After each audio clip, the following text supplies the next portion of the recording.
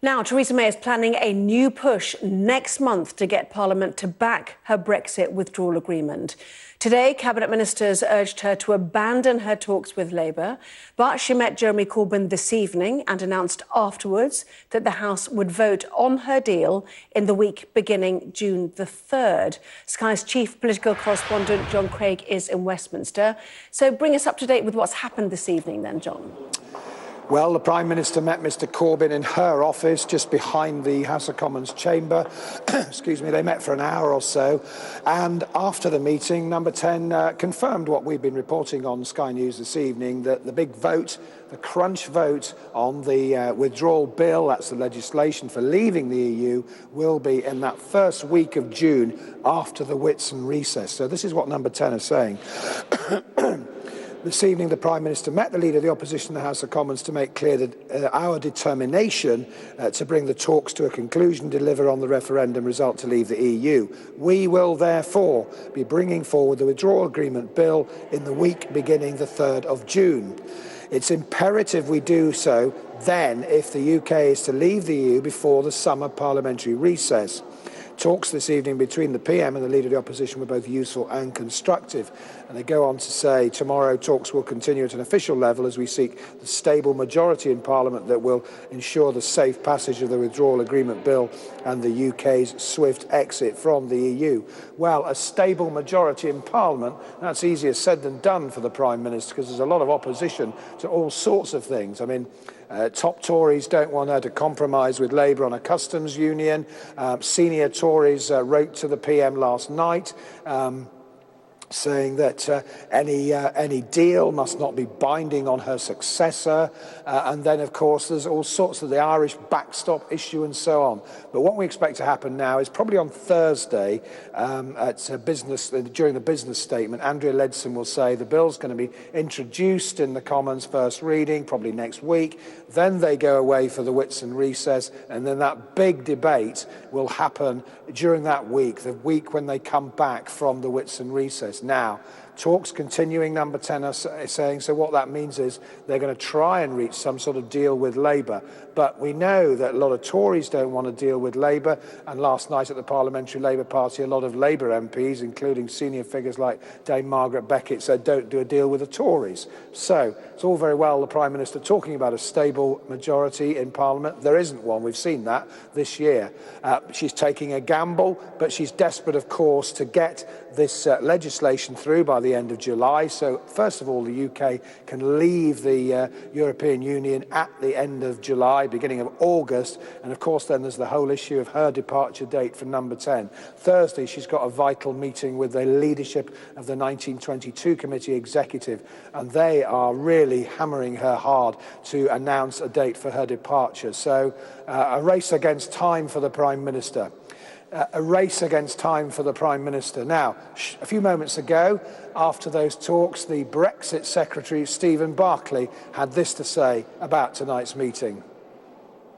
Well, the Prime Minister met with the Leader of the Opposition this evening. We, as a government, are committed to delivering on Brexit. That's what we were elected to do. That was clear in our manifesto. And the Prime Minister met with the Leader of the Opposition to discuss that this evening. We made clear that we are going to bring forward the withdrawal agreement bill the week commencing the 3rd of June. And it is now time for Parliament to make a decision reflecting the manifestos of both the Conservative and Labour parties at the last general election, and to deliver Brexit in the way that the public were promised. You could be defeated with President Trump here on a visit. Well, we've been clear that Parliament needs to make a decision. Businesses, constituents up and down the country are keen to see Brexit delivered, keen to see us move on to the many other things that Parliament needs to be discussing. So it is time for Parliament to make a decision. We will bring forward the withdrawal agreement bill the first week of June, and there will be an opportunity for members of Parliament to vote on it. In reality, have these talks with Labour run their course now? Well, the talks with Labour have been going on for 7 weeks. That is why it's now right that the Prime Minister, having met the Leader of the Opposition, makes clear that there needs to be an end point to those talks. So those talks have already been going on for 7 weeks. Both sides are clear on the position of the other party. And it is now time for members of Parliament to deliver on the referendum result, to have a vote in Parliament on the Withdrawal Agreement Bill and enable the country to move forward. So what will be the end point of those talks? Well, the talks are ongoing. Official discussions will continue. But what the Prime Minister made clear to the Leader of the Opposition this evening is we now need to reach a decision. The country needs to move forward. Businesses need to have certainty. And that is why it's right that Parliament will have an opportunity to vote on this key piece of legislation, the Withdrawal Agreement Bill, so the government can deliver on Brexit and the country can move forward. Thank you very much. Stephen Barclay, the Brexit Secretary, there pointing out, of course, that all of this will happen in the week that Donald Trump is in the UK. Do you get a sense that what Downing Street is banking on, John, is that both the main parties will be so blooded by the European elections, it will bang heads together and focus minds in that first week in June? Well, that's what they're hoping, obviously. I mean, there is real panic amongst a lot of Tories about the impact of Nigel Farage's new Brexit party. One Conservative MP, Crispin Blunt, has even suggested some sort of alliance with the Brexit party with the Conservatives. But yes, both parties are going to do badly in those elections. Tories are not even campaigning.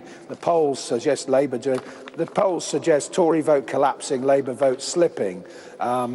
Yes, they hope that the government hopes that those election results will be a wake-up call, and that the MPs of all parties will, despite their reservations about certain parts of the withdrawal agreement bill, for example, the Irish backstop and so on the Tory side, and of course the Democratic Unionists as well are opposed to that.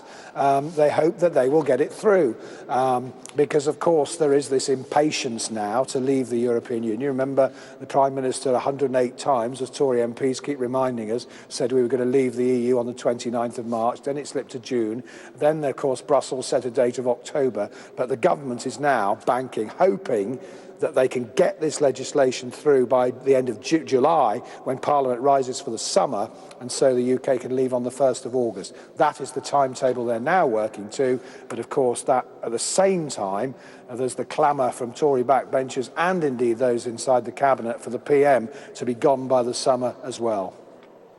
We've seen a few deadlines come and go, though, haven't we, John? Thank you very much indeed. John Craig, bringing us that breaking news that the government is indeed bringing forward its withdrawal agreement bill in the week beginning the 3rd of June. So yet another vote for parliamentarians. Downing Street has confirmed tonight that MPs will get another chance to vote on the Prime Minister's Brexit deal in the first week of June. This time they'll be voting on the full withdrawal agreement bill.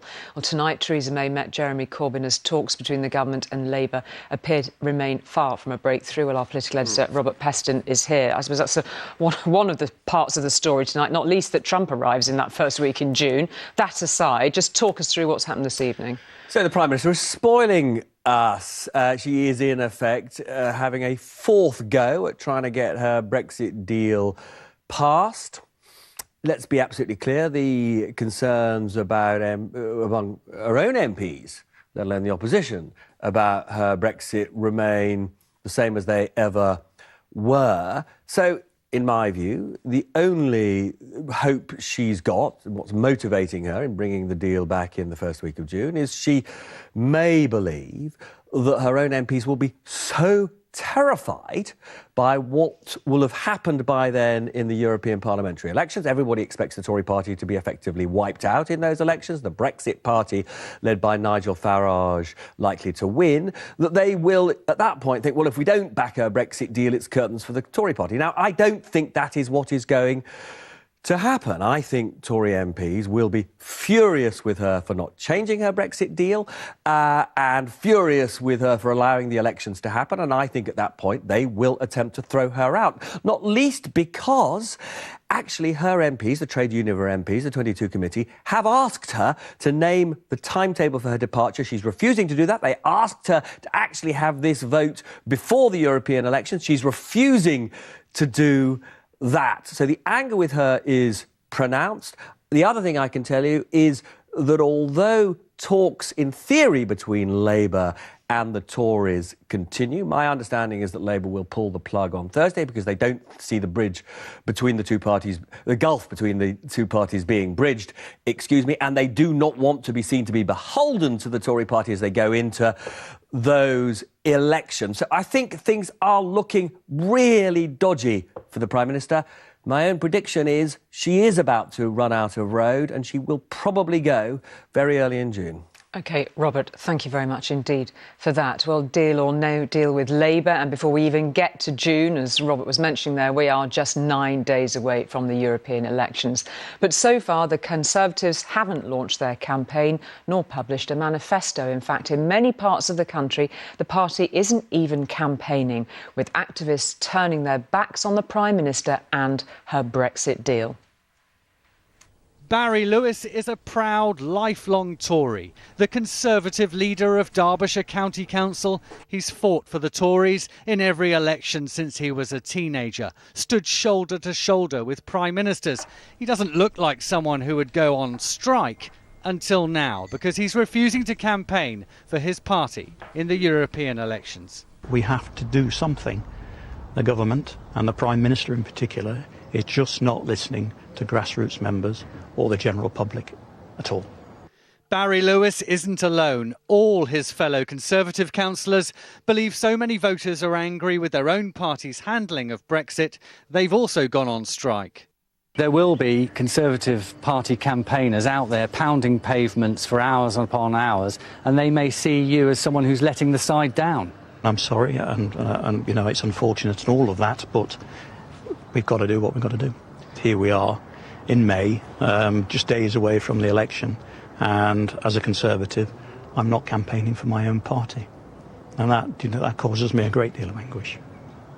ITV News has also seen a copy of an email signed by senior members of a Conservative association in Essex, saying we strongly recommend that this association should play no part whatsoever in the election campaign. I tried to ask the Conservative Party chairman about the election strategy. And how's the European election going? How's the European election going? When's the launch of the European election campaign? But the vice chairman of the Conservative Party was prepared to answer our questions. Why no official launch? Why are they the only party that hasn't had an official campaign launch? Because we're just constantly campaigning, and our view on Europe is very clear. The Prime Minister's mission is to deliver the Brexit outcome. That couldn't be clearer. And to voters, when they come to these European elections, if you vote Conservative, you are voting to deliver Brexit and deliver the outcome. Simple question, when will the launch be? We are clear that we know what the message is going out to people. You can't say what date, so there's only 9 days to go. When will the launch be? We're already campaigning flat out. We are already campaigning flat out. I'll take that as you don't know the date. There are, of course, Conservatives out campaigning. I love these things. But they may not love the reception they're getting from everyone. I was going to totally abstain because I'm so disgusted the way the last 3 years has gone. Yeah. And that's across all the parties. Yeah.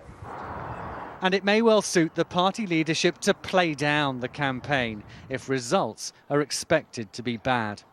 Angus Walker, News at 10, Westminster.